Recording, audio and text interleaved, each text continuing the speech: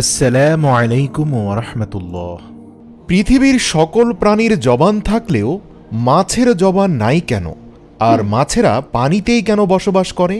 এক ব্যক্তি হজরত আলী রাদিয়াল্লাহু তাআলা আনহুকে এই প্রশ্নটি করেন। হজরত আলী রাদিয়াল্লাহু তাআলা আনহু বলেন, জেনে রাখো, আল্লাহ তাআলা মাছের মুখেও জবান দিয়েছিলেন।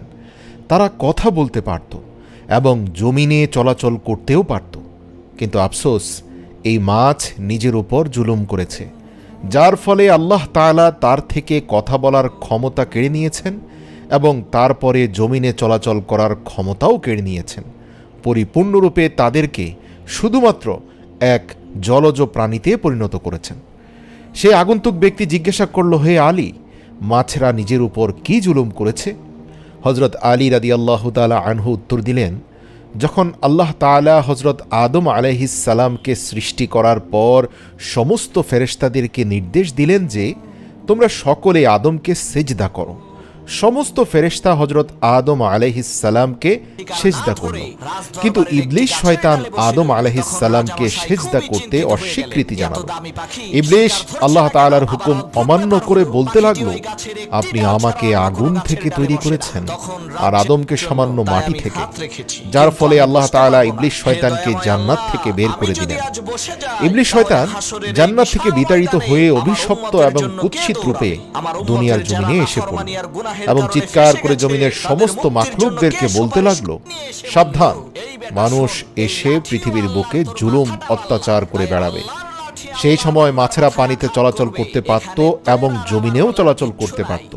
তারা উভয়চর প্রাণী ছিল। তখন মাছেরা কথাও বলতে পারত। ইবলিস শয়তান সমস্ত প্রাণীদের মধ্যে সর্বপ্রথম মাছদেরকে কুমন্ত্রণা দিল। ইবলিস শয়তান মাছদেরকে বলল, মানুষ যখন পৃথিবীর বুকে আসবে তখন তারা নিজেদের ক্ষুধা মেটানোর জন্য তোমাদেরকে জীবন্ত অবস্থায় চাকুর সাহায্যে কেটে টুকরো টুকরো করে খাবে।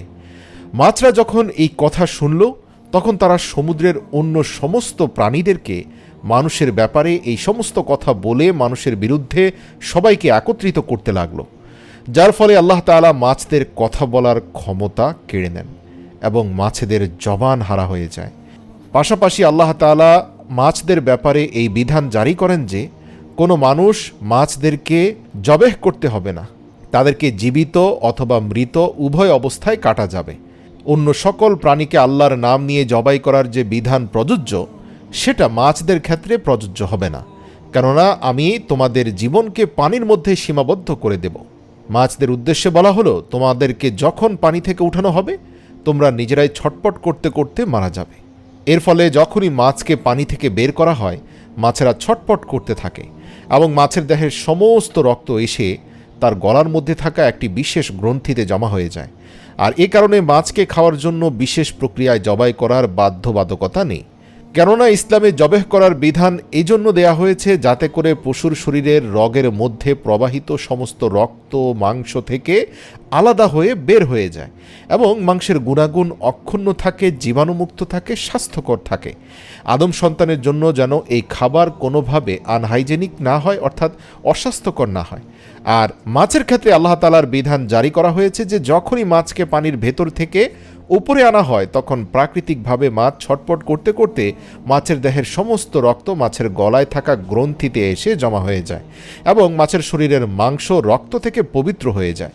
এর জন্য মাছ কোনো প্রকার নিয়ম কানুন পালন করে জবাই না করলেও এটা প্রত্যেক আদম সন্তানের জন্য মৃত এবং জীবিত উভয় অবস্থায় হালাল। সুবহানাল্লাহ।